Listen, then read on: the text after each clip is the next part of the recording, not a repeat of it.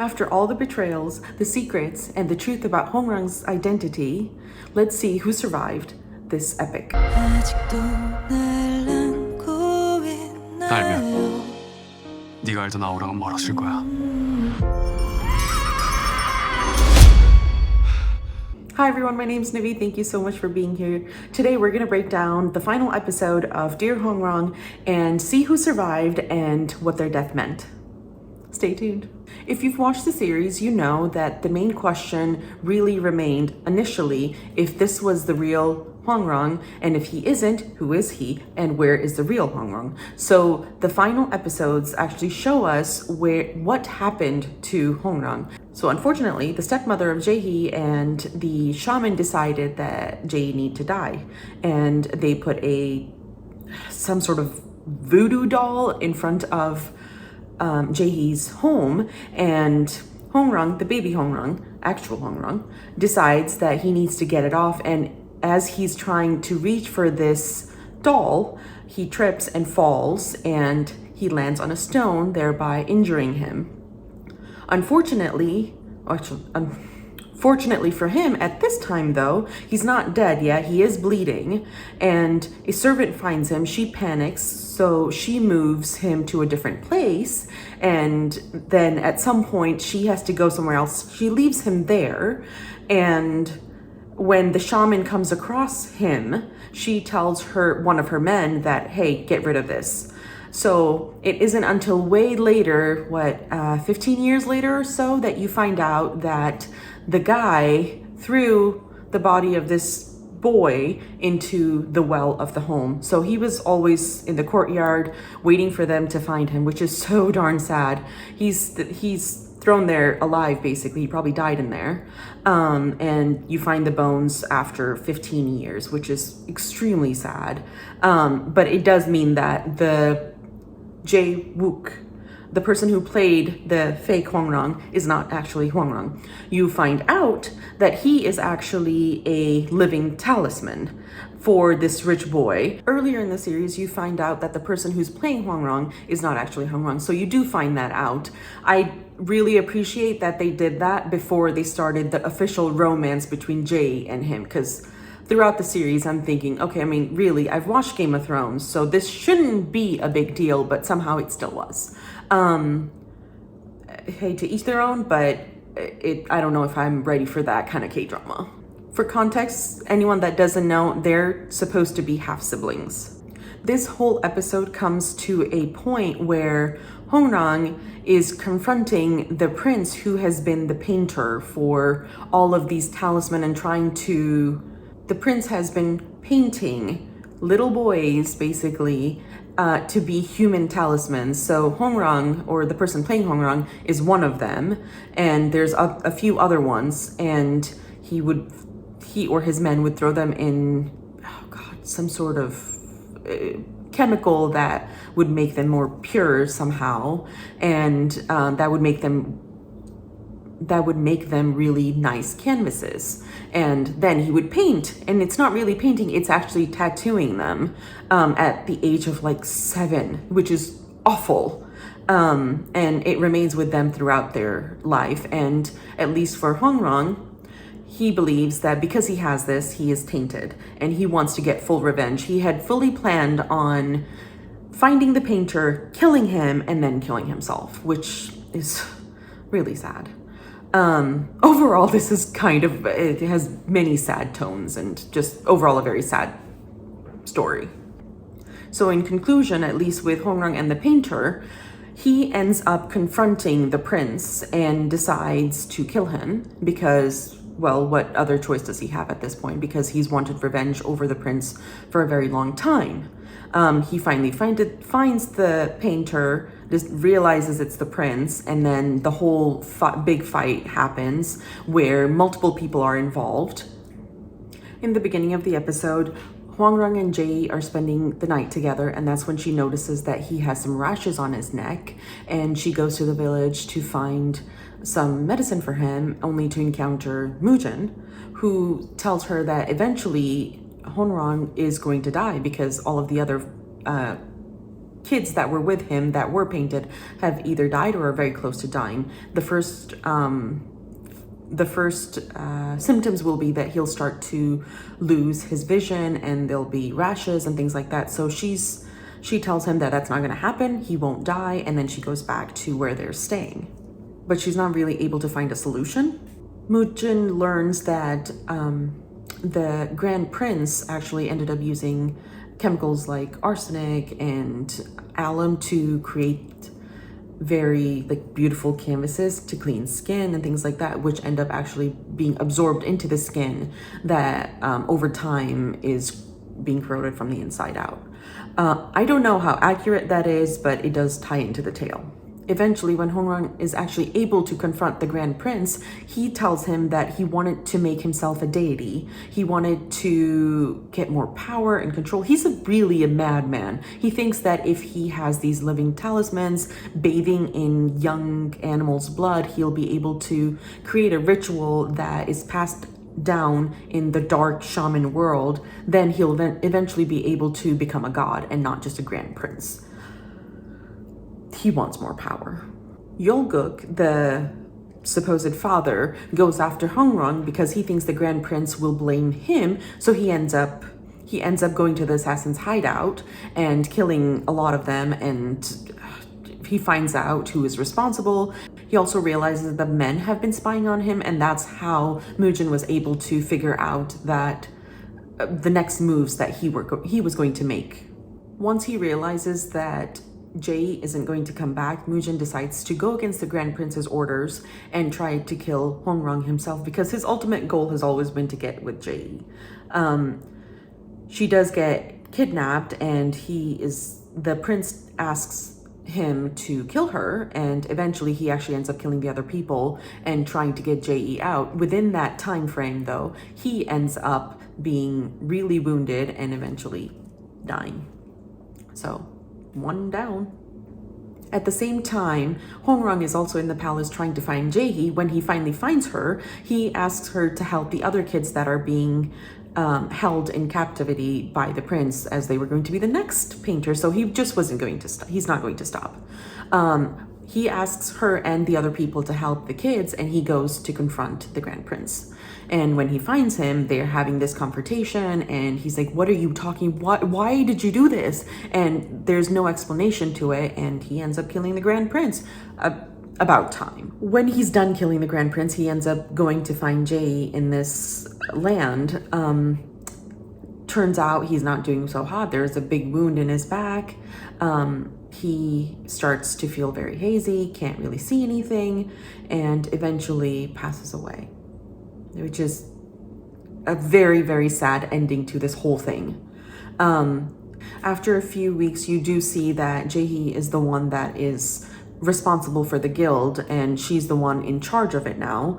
And then on the other hand, there's her stepmother almost, who was told by HongRang, the real HongRang, that your son is dead, and she doesn't want to accept it. She sees the bones, she still doesn't want to accept it, and decides that her son will still be coming. And the shaman is still taking care of her, and even after 2 years or so, she's still not able to accept that her son has passed away, and she keeps mentioning that her son will come one day. So that's kind of the life that she has. But you kind of feel bad for her, but at the same time, the amount of trouble and sadness that she's caused other people, no one deserves that kind of fate. But at the same time, you do feel bad for her.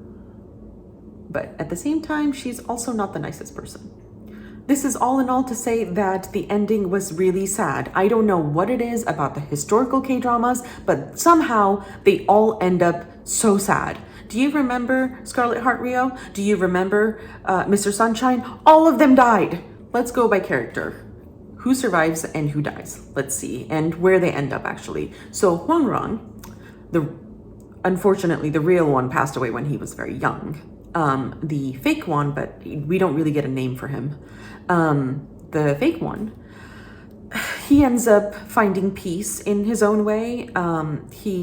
Before his death, he does confront the Grand Prince, and then does end up getting multiple wounds. And because of the chemicals that he was subjected to as a kid, he does end up passing away. But before he does die, he does let Jae know that she made his life bearable and actually very nice. And in that way, you feel better because at least he got to experience some small amount of happiness. I don't know if you've watched Wolverine, the last movie, where Logan actually ends up having a kid, and at the end of the movie he's like, you made it, that's what it feels like to be happy again.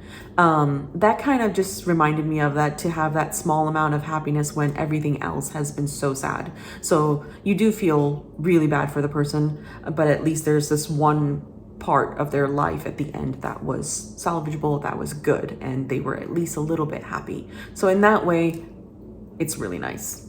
But I still wish he'd lived. Moojin, I was never a fan. I know, okay, I'm the first one to say I usually get second lead syndrome because I feel like that some dramas are just made that way. Like Startup had major second lead syndrome. So does like Almost Reply 1988. I liked both of them, honestly, but there's so many that you just end up having second lead syndrome. But with this one, I did not get any. He is awful. He calculates everything, which is fine. It's just he's okay with hurting Jae Yi as well, and just I was so excited that I turned it off. He just wants to possess Jae Yi. He doesn't seem like he loves her or anything. It just, he wants her and it's just an obsession, which is awful. But in the end, he does redeem himself in the sense that he's willing to be hurt to protect her. And he did claim that that's what he was able to do. So I do like that, but at the same time, I don't think it's enough to compensate for all of his bad behavior. He was awful to almost everyone except Jae Yi, and in the end, even Jae Yi. So there's not many redeemable qualities, or if any. He died. Jae Yi, the next one, Jae Yi. I've seen great female K-drama characters. I don't think she's one of them. She just sits by and cry and like think of the worst damsel in distress and times that by 10. She's always being saved. She doesn't do anything. Like if there are 10 people fighting this one guy, are you really just gonna stand behind him and not help him? Like what is going on here? It just frustrates me so much. Again, she doesn't deserve the fate. Her loved one passed away. Obviously, no one deserves that. She does move forward. She still remembers him and loves him, but she does move forward and become the main head of the guild, which is a very prominent position, and basically is responsible for everything. Jae-wook, the father, initially, I think he had everyone fooled, and the character had everyone fooled. We thought he would be the one that we felt the most bad for. No, not at all. Which is stupid, but also kind of genius in its own way. He was the one that you initially think that the mother cornered and basically he had to marry the other person, but no, he chose to stay wealthy rather than go with the person that he loved. And I feel no remorse for him. I don't feel I don't feel bad for his ending at all. He tries to kill his wife, he tries to kill his mistress, and then ends up eventually dying by the hands of his mistress. I feel like that is fair. He has no redeeming quality. Honestly, I think between the two, I might actually like Moojin a little more, and I don't like Moojin. So there's that.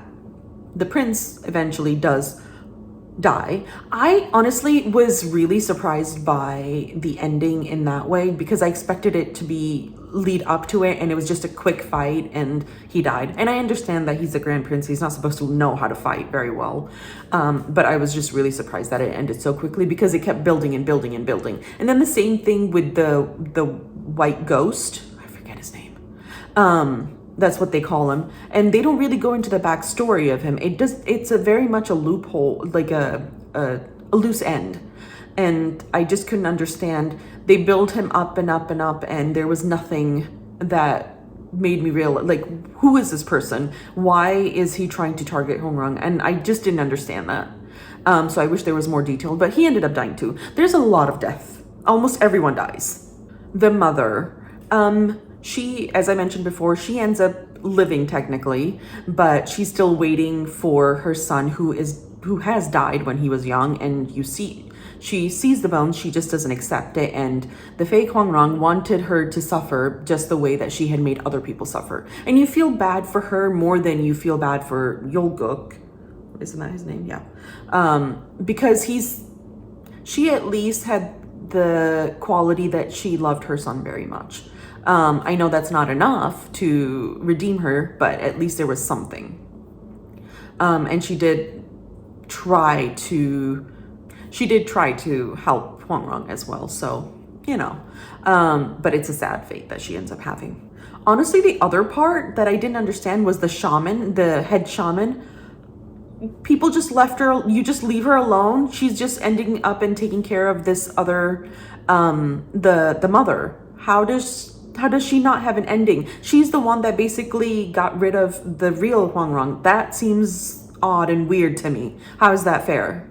And she should have had a better ending than just having to take care of the mother of the person's son that she killed. Like, there should be more than that.